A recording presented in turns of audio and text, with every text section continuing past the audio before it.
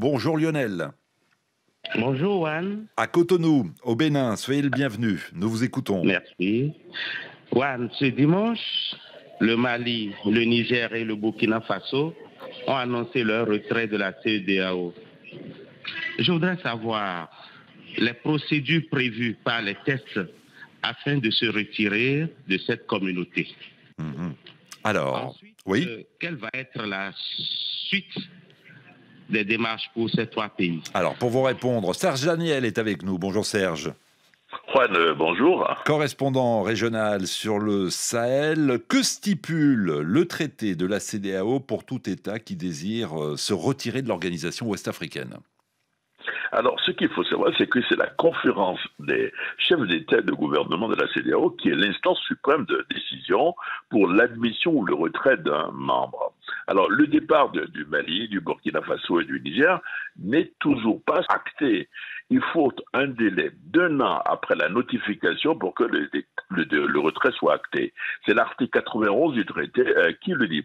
D'ailleurs, vous voyez, après leur communiqué officiel le dimanche, la CEDEAO a répondu « Nous n'avons pas officiellement été saisis » et c'est 24 heures après que les 3 pays qui ont décidé de claquer la porte ont officiellement écrit à la CEDEAO pour informer de leur départ. Oui, il faut une notification par écrit, c'est important de le rappeler, ça a été fait hier, notification formelle de retrait de l'organisation envoyée par le Mali, le Burkina Faso et donc le Niger. C'est donc le premier acte. Maintenant, le processus n'est pas terminé, Serge. Ah oui, le processus n'est pas terminé parce que pendant 1 an encore, le Mali, le Burkina et le Niger restent membres à part entière de la CEDEAO et l'article 92 du traité précise même qu'ils doivent continuer à s'acquitter de leurs obligations. Mais au même moment, les discussions des conditions de leur départ vont se poursuivre. Il y a des questions politiques, économiques, des questions liées au droit, des questions financières, toute une bureaucratie. Et puis, il y a quand même une ramification avec l'Union africaine parce qu'on sait que la CEDEAO est l'une des 5 communautés économiques régionales géographiques de l'Union africaine. Et il y a une autre précision. Si entre-temps, les 3 pays changent d'humeur, de décision, ils peuvent revenir avant les 12 mois au sein de l'organisation. En tout cas, on comprend bien en vous écoutant Serge Daniel qu'il ne peut pas y avoir de départ avec effet immédiat comme l'affirme le communiqué rendu public dimanche, communiqué publié par les 3 juntes. Il y a tout ce processus qui va donc durer 1 an. Autre question, Serge nous rejoint, bonjour. Bonjour, monsieur Juan Gomez. À Abidjan, Côte d'Ivoire. Ah oui. On vous écoute. Alors, la CEDEAO permet des passes douanières réduites ainsi que la libre circulation des biens et des personnes entre les pays membres. J'ai donc 2 questions.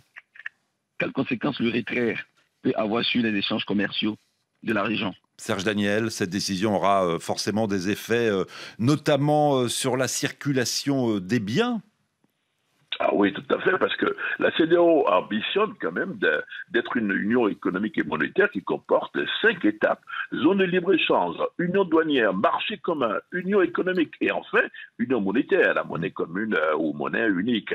La CEDEAO est actuellement une unité douanière qui est une zone de libre-échange, c'est-à-dire élimination des barrières tarifaires et non tarifaires entre les membres, mais chaque pays conserve sa structure tarifaire vis-à-vis des non-membres, avec un tarif, le fameux TEC, le tarif extérieur commun appliqué aux non-membres.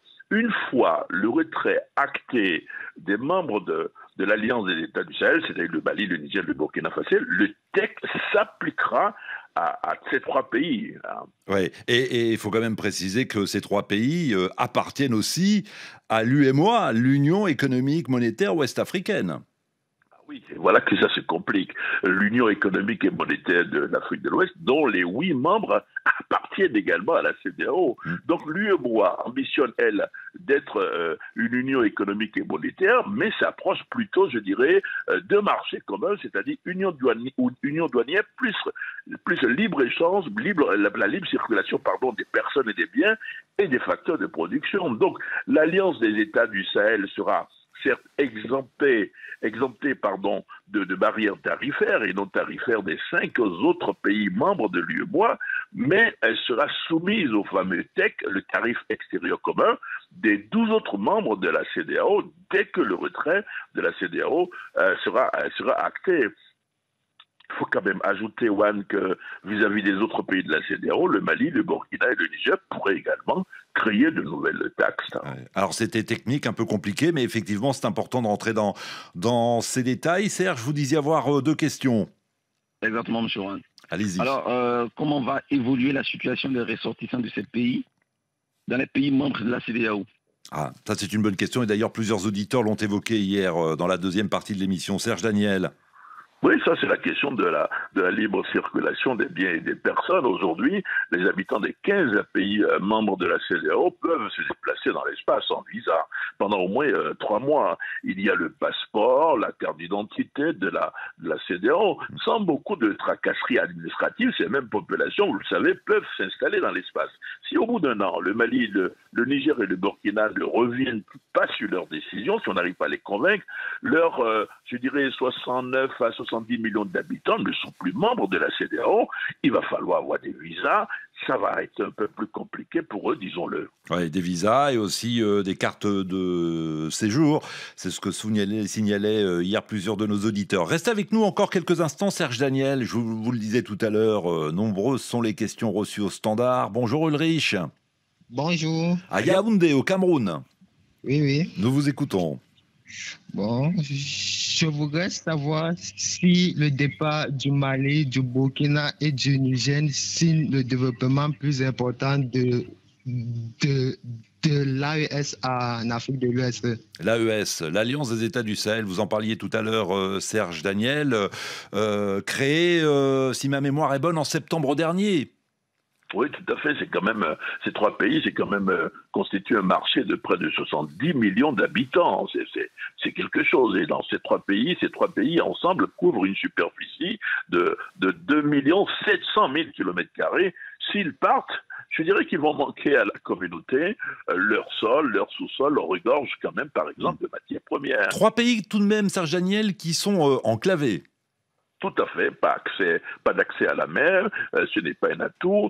Ils peuvent se fragiliser pour une raison ou pour une autre. Si demain un des 3 pays quitte cette alliance des États du Sahel, la démarche va perdre de l'allure, du poids. Et puis disons quand même que ces 3 pays vont probablement renforcer leurs relations avec d'autres pays, probablement la Russie. Mais pour combien de temps, à quelles conditions, on peut se permettre, Juan, de se poser ces questions?